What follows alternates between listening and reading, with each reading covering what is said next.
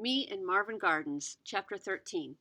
Noxious, Scat, and the Snitch. There were germs.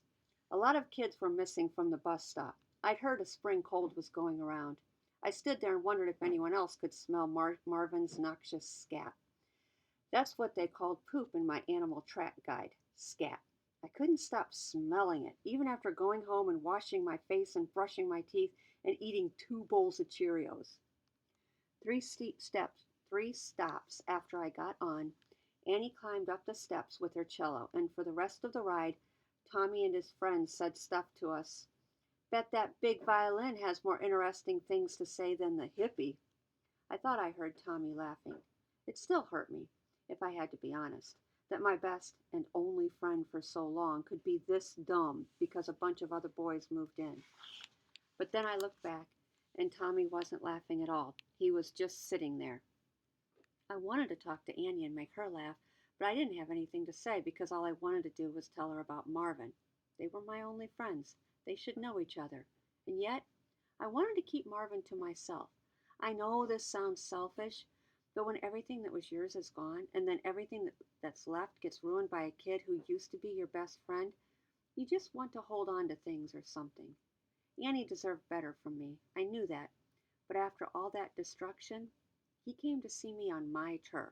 Marvin was mine. He was meant to be mine. I pulled out the rocks I'd picked up for her. Dude! She held up a rock. This thing is probably 500 million years old. That old?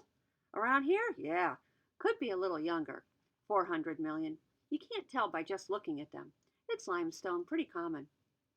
I wondered how old Marvin was. I knew he wasn't common anyway.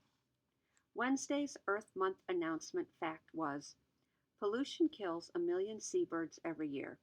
I'd been hearing these facts every April since I was in first grade, but since meeting Marvin, they were making me sadder than they used to. There was another Mr. Mustache math quiz. I knew it was coming, and I still didn't do my makeup worksheets, and I didn't study. I guessed the answers, but I didn't even know what we were working on. I just kept thinking about Marvin, how he ate plastic, how bad his scat smelled. I knew there had to be a connection between the two, the same way that when I ate ice cream, I got diarrhea.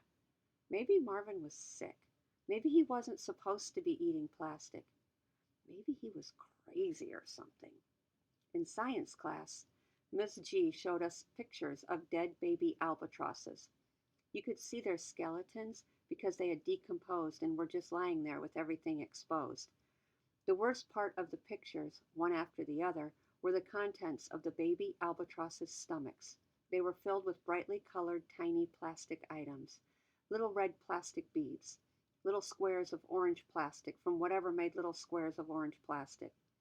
The nature in the pictures was the right color, the bones and the feathers and the beak and the rock where the albatrosses lay, but there, centered, were the reds, oranges, blues, greens, unnatural, not meant to be eaten, killers.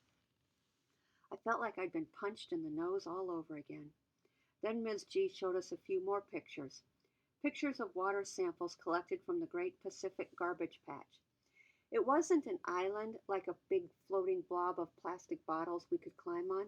It was more like a huge area of the ocean where the water was so intensely polluted that a glassful looked like thousands of pieces of plastic confetti suspended in a sort of gel. This was not the ocean. That's what I kept telling myself as she showed us more and more pictures. This was not the ocean. But it was the ocean. It is the ocean. For the rest of the day, I walked around school suspended in that gel, a piece of confetti poised to be swallowed by a baby albatross, ready to wash back out to sea to kill more baby albatrosses. I felt as small as that. What could an 11-year-old kid from Gilbrand Road do about a problem so big, bigger than new spacious homes, bigger than 20 cement trucks, bigger than 175 acres of lost land, bigger than anything I could ever imagine? By the time we were on the bus home, Annie, her cello, and I sat quietly in seat 12, and the bus driver had to yell at some of the new kids to quiet down and to stay sitting while the bus was moving. Mike was showing off the BB in his little brother's foot. All the kids wanted to get a look at it. When I turned around to look, Tommy was sitting in the same seat as Mike, but he was pressed up against the window looking out. There was no way Tommy was having as good a time with him as he'd had with me. I didn't say a word to Annie. I smiled and acted nice, so it wasn't like I was mean. But I was still suspended in gel, so I just said, "See you tomorrow," when she got to her stop and stood up to leave. As the bus approached my bus stop, I thought I saw Mom standing there, which she never did. Couldn't be Mom. She never meets me off the bus. I'm too old for that. But it was her, and I was embarrassed and then concerned. When Tommy's grandfather died, his mom met him at the bus stop out on Gilbrand Road. We started walking away from the other kids that got off the bus, and Mom didn't say anything. "Did someone die?" I asked. Dad's parents lived in Florida. Mom only had her mom left, who lived in Arizona. "We'll talk about it at home," she said. "You have to tell me if somebody died now, because it's not fair to wait until we get home." "Nobody died." "Okay," I said. "Good." When we got home, this is what we talked about. The old neighbor lawnmower guy told her I was out walking at 6 o'clock in the morning. "What a snitch." That's what I said. "What a snitch." "He was worried," she said. "About what?" "You could get hit by a car or something. We wouldn't even know you were out there," she said. "You could go, missing." "That guy watches too much TV," I said. "Missing? Seriously?" Mom took a gulp of her tea and said, "He said you were walking a dog. Is that true?" "No." "Weird. He said he saw a dog." "We don't have a dog," I said. She looked at me like she was thinking, "Duh, Ob, I know we don't have a dog." "I just woke up early and wanted to go see the creek," I said. "You're grounded." "What? For what? I didn't do anything." "Your father and I talked about it, and we agreed that if you can't stay safe outside, then we'd have to keep you in for a few days. Plus, you need to catch up on your homework. I checked your grades on the computer today, and your math teacher left another note for me." "I'm doing my work," I said. This was a complete lie. "What was today's quiz about?" she asked. I sat there and I tried so hard to remember the quiz. I tried to remember the heading on today's worksheet.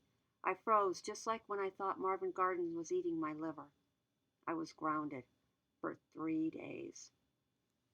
Dad caught me crying about it later that night. He said, "Toughen up. Boys don't cry about stuff like this." I didn't know what stuff like this meant. I don't really know why I was crying. It wasn't just because I was grounded. I had more than one reason to cry. "You messed up and you got caught," Dad said. "So what? When I was a kid, blah, blah, blah, and blah, blah, blah, and it taught me a lesson. Just do the work. Be brave." That was Dad's line. He told me more than once that boys should be fearless, daring, and brave. I was being more fearless, daring, and brave than ever since Marvin Gardens showed up. But since I couldn't tell anyone about Marvin, no one could know how brave I really was. 3 days felt like a week. My mosquito bites started healing. Even though the windows were open, I felt like I needed fresh air. Every dinner tasted bland. Every conversation was boring. Even Bernadette seemed to be disappointed in me. She said, "Dude, just sit down and do the stupid worksheets. Stop being so stubborn." But all I did until the weekend was draw pictures of Marvin Gardens. I wonder if there were more of him. He couldn't be the only one, could he? Maybe they all ate plastic by the ton. Maybe they could be the solution, the pollution solution. That's what I thought when I drew the pictures. Marvin Gardens, the pollution solution. I hid the notebook every morning where no one could find it. I rode the bus. I talked to Annie Bell about El Nino, her newest weather fascination. I cried in my room where my dad couldn't see me. I didn't do my makeup, Mr. Mustache, stupid worksheet homework. I overheard Mom say to Dad on Thursday night that I was prematurely becoming a rebellious teenager. That couldn't have been further from the truth. I wanted to go back in time, not forward. I wanted to go back to first grade and figure out how to make the whole thing never happen. No phase anything. No tree mulchers, no dirt diggers, no house seeds. No ironic development names. Even if it meant I would never meet Marvin Gardens, that would have been fine with me.